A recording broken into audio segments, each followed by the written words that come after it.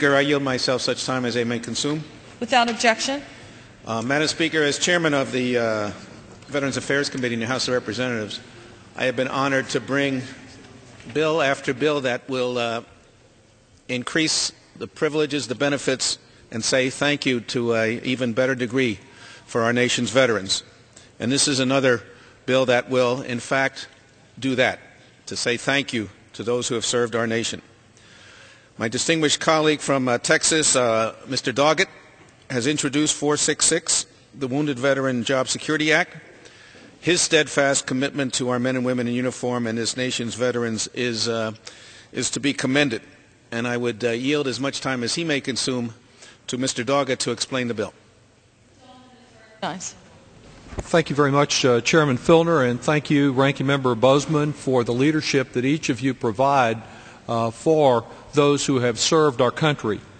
The return of a soldier or sailor to civilian life is a tradition as old as the Republic itself.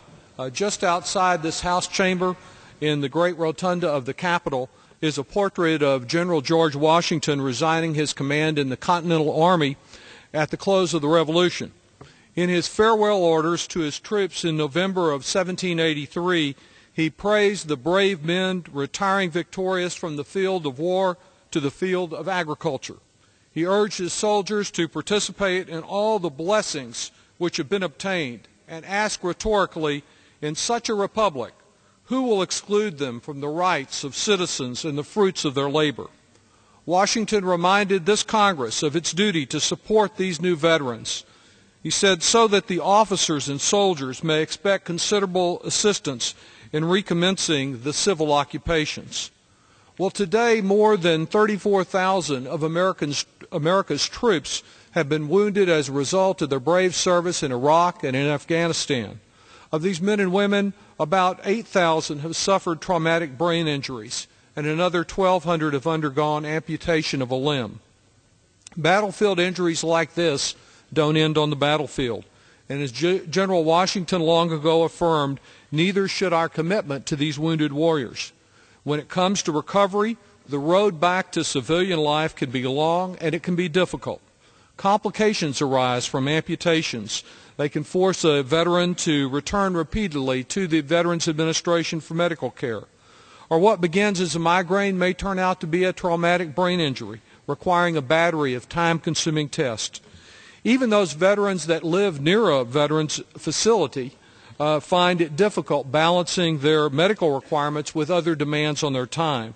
And of course, many veterans live far away and must travel a long distance, like a veteran in Luling, Texas, who must drive back and forth to the VA hospital in Temple in what may take 4 or 5 hours. But this is not the only long road that some veterans confront. This legislation is the result of problems that some Texas veterans brought to my attention. They said wounded veterans should not be fired after they exhaust their sick and vacation leave to receive care for injuries that a VA doctor says they need, that they incurred while defending our country. I agreed, and they said there ought to be a law supporting our veterans, and I felt confident when the Veterans Affairs Committee and this Congress heard their plea, they would answer as they have today. You see, Madam Speaker, some employers have policies limiting the amount of time that an employee can be out on sick leave. An employee exceeds that limit may be terminated. And as the law is written today, this means an employer can legally terminate a veteran with a service-related disability for receiving the care that he or she so desperately needs. I stand here today to say that's not good enough. Our veterans should not have to choose between their lives and their livelihoods. No veteran should have to stand in front of their employer after suffering an injury while serving the red, white, and blue and be told, you've got a pink slip. I'm sorry. You can't have a job. But the fact is that this has happened, and it has happened to some Central Texas veterans.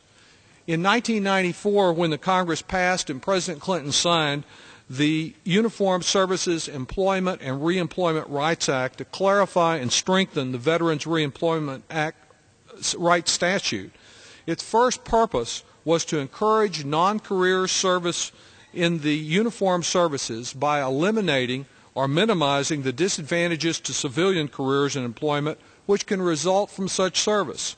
Well, now that we're 15 years down the road, it's time to take decisive action to develop policies that evolve with the changing needs of our troops.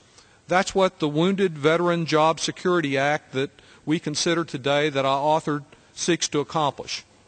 It amends existing law to establish a right of veterans who receive treatment for illness, injuries, and disabilities incurred or aggravated by uniformed service to the United States to be retained by their employers. I appreciate the support of the American Legion, the Veterans of Foreign Wars, the Fleet Reserve Association, and the Disabled American Veterans, important organizations representing our veterans who have endorsed this legislation.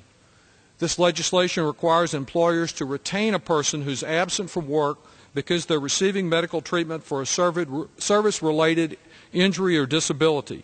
It grants the service members the same seniority and other rights and benefits that they had prior to receiving treatment, and it seeks to ensure that these service members receive the same rights and benefits as other employers who are on furlough or leave of absence. Our servicemen and women selflessly put aside their civilian lives to step into uniform and serve the cause of freedom and stand up for all of us. Today, it's our responsibility to stand up for them.